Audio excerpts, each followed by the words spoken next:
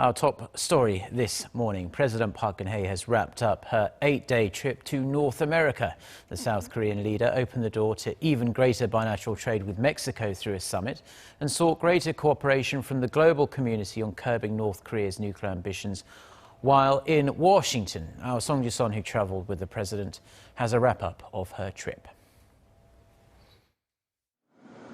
In her first overseas trip of the year, President Park Geun-hye focused on security and the economy, two themes she has emphasized since the beginning of the year. Ahead of the Nuclear Security Summit in Washington, President Park sat down with the leaders of the United States, Japan, and China to reaffirm their cooperation against provocations from North Korea.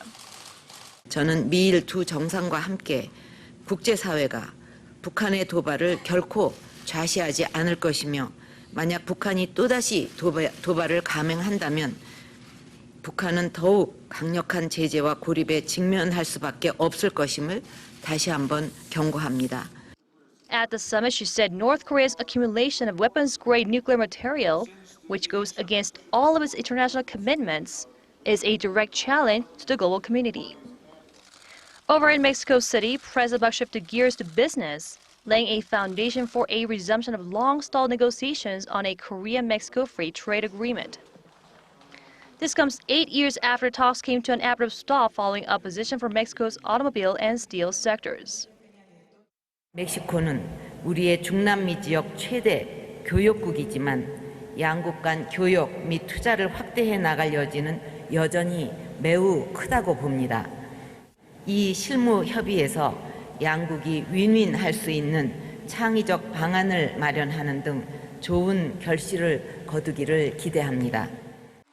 A business forum and one-on-one consultations were held on the sidelines to allow Korean business leaders the opportunity to speak with local buyers.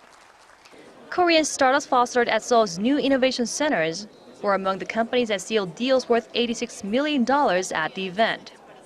President Park will arrive in Seoul on Wednesday, just a week before the general election, which could determine whether her policy initiatives will get a boost or face parliamentary challenges.